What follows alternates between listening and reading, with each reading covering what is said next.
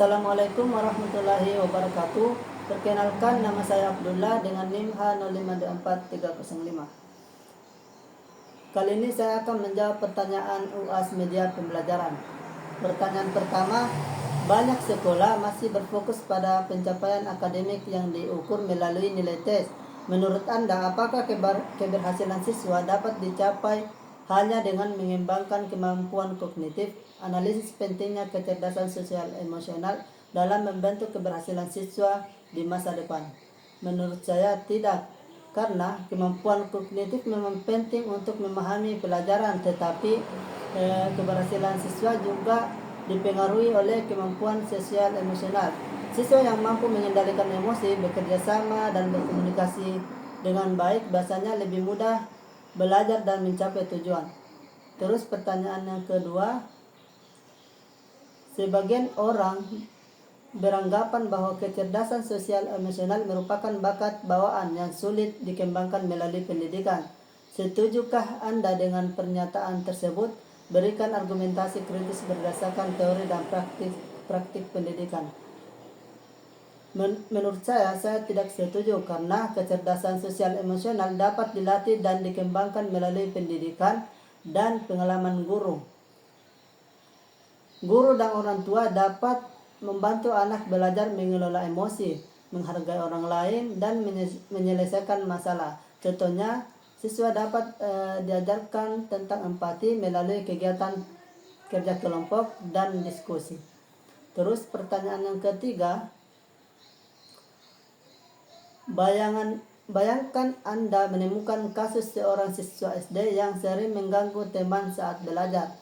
Dengan menggunakan 5 kompetensi KSEL, jelaskan bagaimana guru dapat membantu siswa tersebut berkembang secara sosial dan emosional.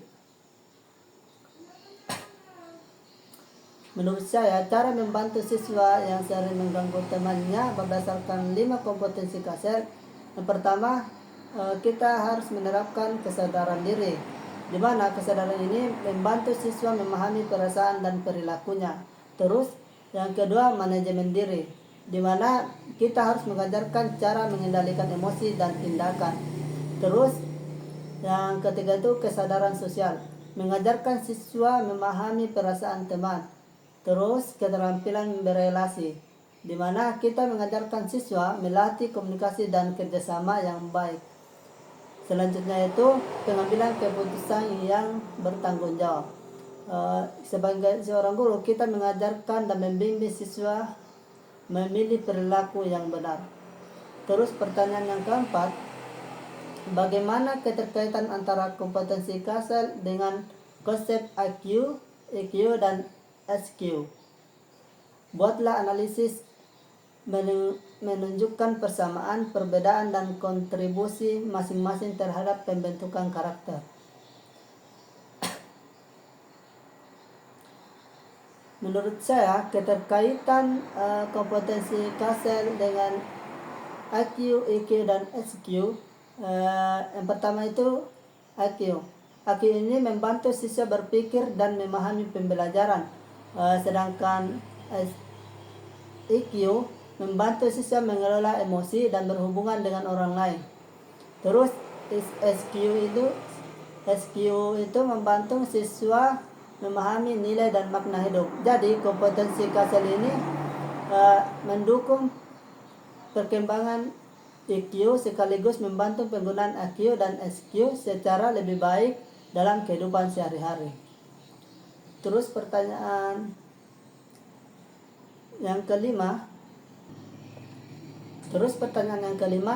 dalam praktik pendidikan sering ditemukan siswa yang memiliki prestasi akademik tinggi tetapi mengalami kesulitan bekerja sama, mengelola emosi, atau menyelesaikan konflik dengan teman sebaya. Analisis fenomena tersebut menggunakan perspektif KSEL dan berikan solusi yang dilakukan oleh guru. Menurut saya, prestasi akademik tinggi tetapi sulit bekerja sama itu, hal ini menunjukkan bahwa kemampuan akademik tidak selalu diikuti kemampuan sosial emosional. Siswa tersebut perlu dilatih untuk bekerja sama, menghargai pendapat orang lain, dan mengendalikan emosi.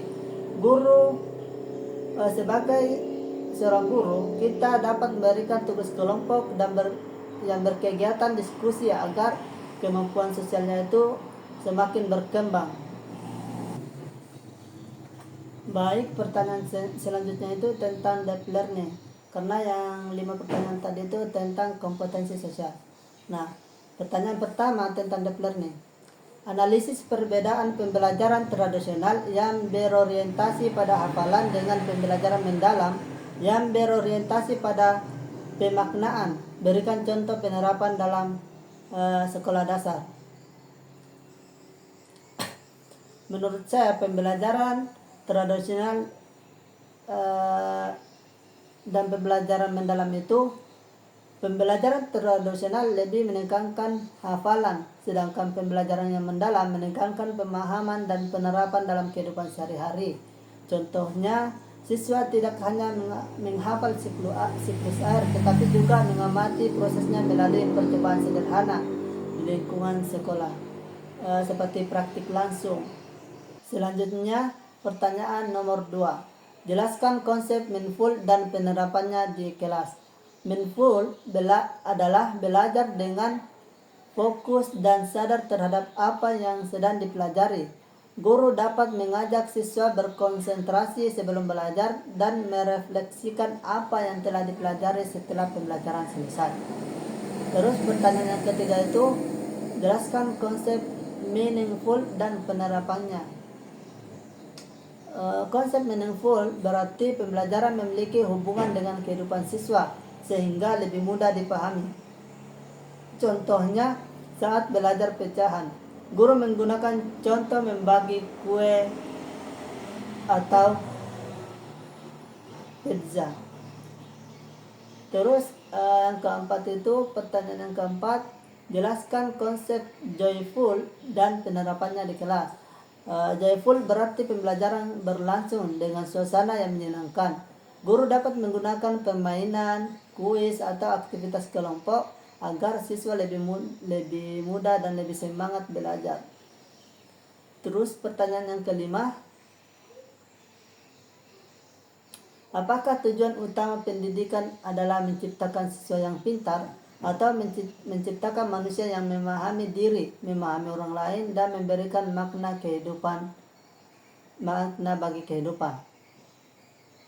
Menurut saya tidak, karena tujuan pendidikan bukan hanya membuat siswa pintar, tetapi juga membentuk karakter yang baik, mampu memahami diri sendiri, menghargai orang lain, dan menjadi pribadi yang bermanfaat bagi masyarakat. Dengan demikian, siswa tidak hanya cerdas secara akademik, tetapi juga memiliki sikap yang baik dalam kehidupan sehari-hari. Baik, itulah jawaban saya UAS dari media pembelajaran. Saya akhiri. Assalamualaikum warahmatullahi wabarakatuh.